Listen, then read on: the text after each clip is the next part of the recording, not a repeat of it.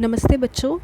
आज हम 16 अप्रैल 2021 की वर्कशीट नंबर 11 जो कि मैथमेटिक्स की वर्कशीट है उसको डिस्कस करेंगे। तो चलिए शुरू करते हैं। सबसे पहले क्वेश्चन पढ़ते हैं। ज़रीन ने आज अब्बा की मदद करने का मन बनाया है। अब्बा को आज बहुत काम है। उन्हें कुछ रुपए खाते में जमा करवाने के लिए बैंक जाना है। उन्हें पोस्ट ऑफिस जाकर दादी को पैसे भी भिजवाने हैं।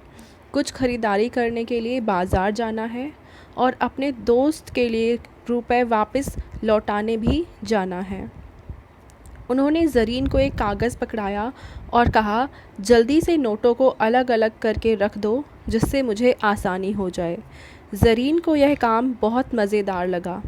आप भी ज़रीन के साथ मिलकर यह काम कीजिए। तो ज़रीन के अब्बा यानी उनके पापा को कुछ पैसे अलग अलग जगह पे खर्च करने हैं और कुछ पैसे किसी को देने हैं। उनके पास एक गड्डी है। वो चाहते हैं कि इस गड्डी से अलग अलग गड्डियाँ बना दी जाएं जिससे जितने रुपए जहाँ जाने हैं वो वहाँ आसानी से भिजवाए जा सकें या खर्च कराए जा सकें। तो कहाँ कहाँ पे करने हैं देखते हैं। बैंक में 10,000 रुपये यानी कि 10,000 रुपीज़ जमा करवाने हैं।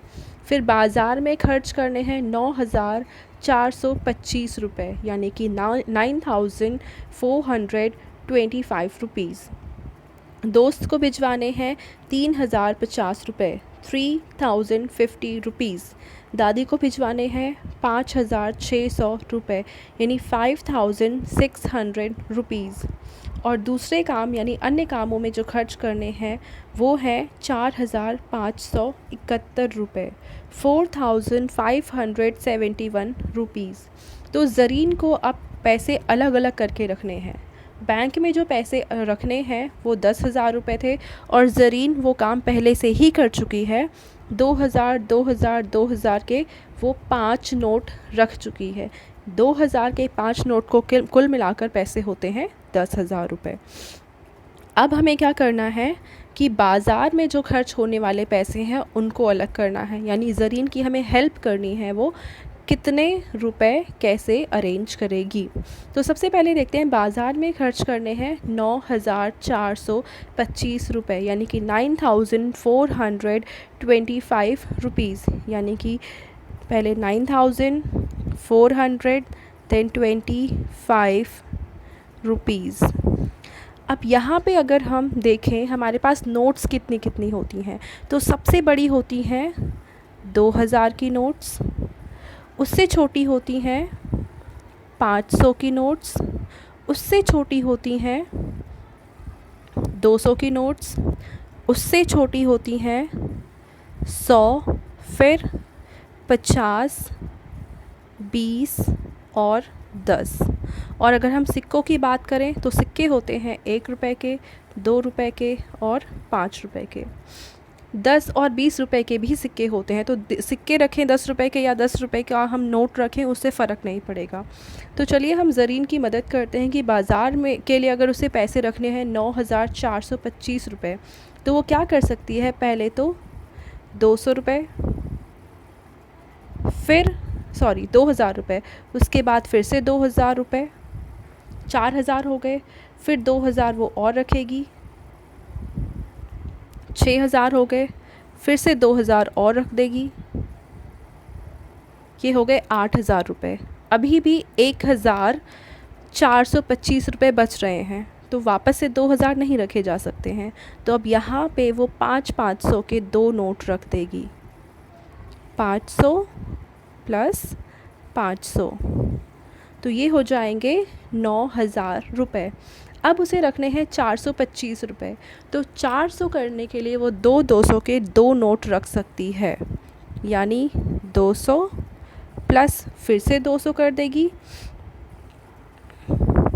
और उसके बाद 25 रुपये और बचेंगे। तो 25 रुपये के लिए वो एक बार 20 रुपये रख सकती है और फिर एक बार 5 रुपये रख सकती है। तो इस तरीके से 9,425 यानी कि 9,425 रुपीज़ कंप्लीट हो जाएंगे। अब दोस्त को देने के लिए रखने हैं 3,050 रुपीज़ 3,050 रुपये। तो 3,050 रुपये ये इकट्ठे करने हैं। तो अब इसको इकट्ठे करने के लिए पहले 3,000 करना पड़ेगा। तो 3,000 हम कैसे कर सकते हैं, पहले तो 2,000 का एक नोट रख देंगे, उसके बाद 500 के दो नोट रख देंगे, 500 प्लस 500, तो ये हो गए 3,000।